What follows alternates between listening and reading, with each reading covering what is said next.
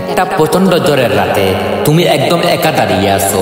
ঝড়ো হাওয়া আর বিদ্যুতের জলকানি চারিদিকে একটা মৃত্যুময় পরিবেশ সৃষ্টি করেছে এবং সেই মুহূর্তে আকাশ চিরে যেন বৃষ্টির দ্বারা মাটিতে আসতে পড়েছে। অন্ধকার রাতে চারিদিকে কোথাও এক টুকরো আলো দেখা যাচ্ছে না। জনমানব শূন্য প্রান্তরে তুমি একদম একা, শুধু একা। আজ যেন তুমি প্রকৃতির শিকার। তার হুঙ্কার দেখে মনে হচ্ছে তোমাকে সে শিকার করেই ছাড়বে। বাঁচার কোনো আশা নেই। জ্বরের দাপট বেড়েই চলেছে। চারিদিকে মৃত্যুর করর হাতছানি দিয়ে রাখছে।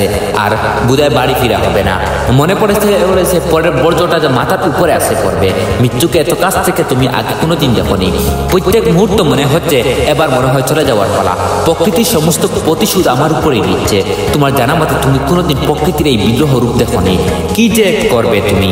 তোমার মাথায় কিছুই আসছে না। শুধু একটা কথাই মাথায় আসছে, আজ বেঁচে বাড়ি ফিরতে হবে। যে কোনো প্রকারের জীবন নিয়ে বাড়ি ফিরতে হবে। হ্যাঁ, তুমি সাহসী, তাই মৃত্যুকে এত কাছ থেকে দেখাও তুমি ভয় পাচ্ছ না। প্রাণপণ চেষ্টা করে যাচ্ছ বেঁচে থাকার, আর অপেক্ষা করে রয়েছ কখন সকাল হবে। তোমার সাহস তোমার যুদ্ধ করার শক্তি যোগাচ্ছে। হ্যাঁ, তুমি শুধু একটা মানুষ, কিন্তু আজ বিপদের দিনে তোমার মধ্যে লড়াই করে একটা অন্যরকম শক্তি জাগ্রত হচ্ছে, যে শক্তি তোমাকে এখন বাঁচিয়ে রাখছে। কিন্তু বস, কতক্ষণ আর রাত থাকবে? ওই যে ভোরের আকাশ লাল সূর্য কিরম দেখা যাচ্ছে। আকাশের কালো মেঘ ছিঁড়ে অন্ধকার বেদ করে চারিদিকটা আলোকিত করে তুলছে। প্রচন্ড জ্বর থেমে এখন মৃত দক্ষিণ হাওয়া বইছে। বৃষ্টির গুড়ি গুড়ি ফুটা যেন মাটিকে আদর করে যাচ্ছে। কালো মেঘ সরে গিয়ে সুন্দর আকাশে পাখিরা উড়ে চলছে।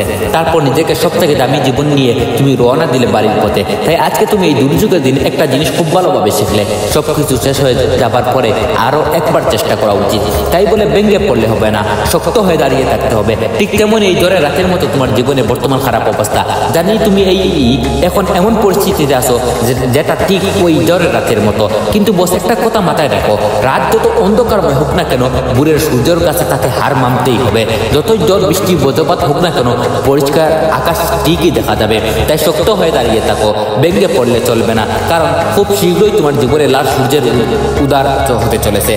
চেষ্টাটা তোমাকে করতে হবে, হাল ছাড়লে হবে না, কণ্ঠ ছাড়তে হবে। সমস্ত বাধা বিপত্তি দূর করে ট্রফি নিয়ে বাড়ি ফিরতে হবে। কারণ হার বলে কোনো শব্দ তোমার ডিকশনারিতে নেই। তুমি নিজেই জানো না তুমি কি কি করতে পারো। তুমি চাইলে সব কিছুই করতে পারো। তুমি চাইলে সব কিছুই সম্ভব, because you are a super hero.